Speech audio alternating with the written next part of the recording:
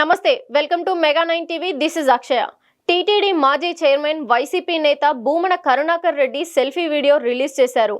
మాజీ మంత్రి బీసీ నేత విడుదల రజనీ పట్ల శనివారం చిలకలూరిపేట రూరల్ సీఐ సుబ్బనాయుడు అనుచితంగా ప్రవర్తించారని వీడియోలో మండిపడ్డారు. ఇది అత్యంత అమానీయమని ఫైర్ అయ్యారు. రాష్ట్రంలో రౌడీయిజం రాజ్యమేలుతుందన్నట్టుగా కూటమి పాలన ఉందని ప్రజలు చీకొడుతున్నారన్నారు.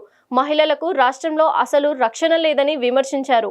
వైసీపీ అన్నింటికీ సిద్ధంగా ఉందని, ఎన్ని అడ్డంకులు వచ్చినా ఎదుర్కొని ప్రజల పక్షాన పోరాడుతుందన్నారు.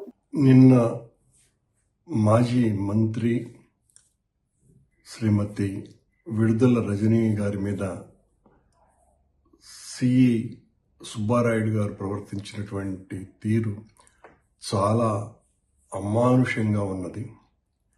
ఇంత అమానవీయంగా ఓ పోలీసు అధికారి ప్రవర్తించటం వలన మహిళా లోకమంతా కూడా సిగ్గుతో తలదించుకునే రీతిలో ఆయన చేష్ట అందరినీ కూడా కలత చెందింపజేసింది. ఒక శాసనసభ్యురాలిగా, మంత్రిగా, మొత్తం ఆంధ్ర రాష్ట్రానికంతా కూడా సుపరిచితమైనటువంటి ఆవిడ మీద ఓ పోలీసు అధికారి అయ్యి ఉండి చట్ట వ్యతిరేకంగా ఆవిడ సిఐ గారు ఏంటిది అని కనీసం అంటే ఓ 30-40 సార్లు అడుగుతూ ఉంటే ఆవిడకు సమాధానం కూడా చెప్పకుండా ఆయన ప్రవర్తన తెలుగుదేశం పార్టీ అధికార గర్వంతో ఏమైనా మేము చెప్పినా చేసినా జరుగుతుంది అని పై స్థాయిలో ఉన్నటువంటి రాజకీయ నాయకుల ఒత్తిడితో సుబ్బారాయుడు గారు ఈ రకంగా ప్రవర్తించడాన్ని మొత్తం అందరూ కూడా తీవ్రంగా ఖండిస్తున్నారు.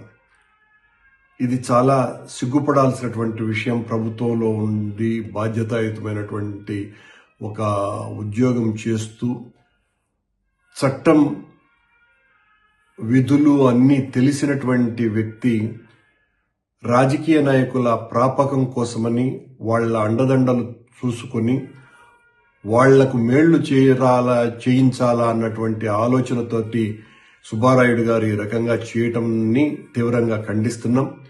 ఇలాంటి చర్యలు పునరావృతం కాకూడదు. ఇవన్నీ కూడా రెడ్ బుక్ రాజ్యాంగంలో భాగమనే ఖచ్చితంగా అనుకోవాల్సినటువంటి పరిస్థితి. లేకపోతే ఒక మాజీ మంత్రి గారి మీద, అందులోనూ ఒక బీసీ మహిళ మీద ఓ చిన్న స్థాయి పోలీసు అధికారి అయినటువంటి సుబ్బారాయుడు గారు కారు దగ్గర ఆయన ప్రవర్తన కూడా ఎంత అనుచితంగా ఉన్నది.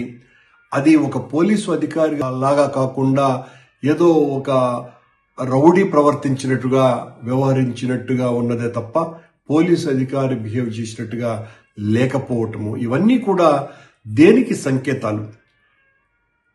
తెలుగుదేశం కూటమి ప్రభుత్వం చేస్తున్నటువంటి గత 11 నెలలుగా వైఎస్ఆర్ కాంగ్రెస్ పార్టీ నాయకుల మీద, కార్యకర్తల మీద ఈ రకమైనటువంటి కేసులు బనాయించి వాళ్ల పట్ల అనుచితంగా ప్రవర్తించి భయోందోళనలు సృష్టించి ఒక భయానక వాతావరణాన్ని వైఎస్ఆర్ కాంగ్రెస్ పార్టీ కార్యకర్తలు, నాయకులు అందరిలోకి తీసుకురావాలన్నటువంటి తలంపుతోటి వాళ్ళు చేస్తున్నటువంటి కార్యక్రమాలు అన్నీ ఇన్నిగా.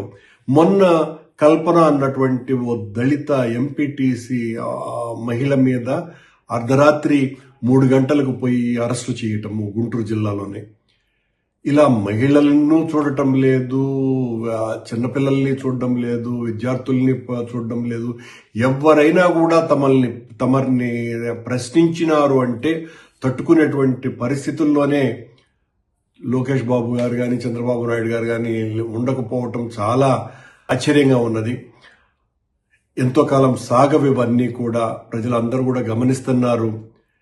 ఇది కేవలం వైఎస్ఆర్ కాంగ్రెస్ పార్టీ శ్రేణుల్లోనే వ్యతిరేకత కాదు.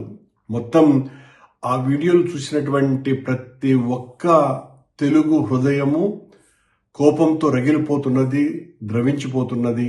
ఏమిటి ఈ రకంగా జరుగుతున్నది అనే ఆవేదనతో వాళ్ళందరూ కూడా చర్చించుకుంటున్నారు. ఈ రకమైనటువంటి కార్యక్రమాలు చేష్టల వలన కూటమి ప్రభుత్వానికే నష్టం తప్ప మాకొచ్చేటువంటి నష్టం ఏమీ లేదు. ఇలాంటివన్నీ కూడా తట్టుకొని నిలబడే మేము పార్టీని నడపాలా అని నిశ్చయించుకున్నాం. మీ అగత్యాలని, అఘాయిత్యాలని, ప్రజా వ్యతిరేక చర్యల్ని నిరంతరం వ్యతిరేకిస్తూ, పోరాటం చేస్తూ, ఉద్యమాలు నిర్మిస్తూ, తెలుగుదేశం పార్టీ ప్రభుత్వం ప్రజలకు ఇచ్చినటువంటి వాగ్దానాలను నెరవేర్చడానికి, ప్రభుత్వం మీద ఒత్తిడి తేవటానికి ఎన్ని విధాలైనటువంటి ప్రయత్నాలు చేయాలనో అన్ని విధాలుగా చేస్తామని, సుబ్బారాయుడు గారు లాంటి పోలీసు అధికారుల వలన మొత్తం పోలీసు వ్యవస్థకే మచ్చ వచ్చే విధంగా వ్యవహరించవద్దని పై పోలీసు అధికారులకు, కింది స్థాయి పోలీసు ఉద్యోగులకు తెలియజేస్తూ, ఈ కింది స్థాయి పోలీసులు ఈ రకంగా వ్యవహరించినప్పుడు పై స్థాయి వాళ్ళ మీద తగిన చర్యలు తీసుకోవాల్సిందిగా కూడా డిమాండ్ చేస్తున్నాం.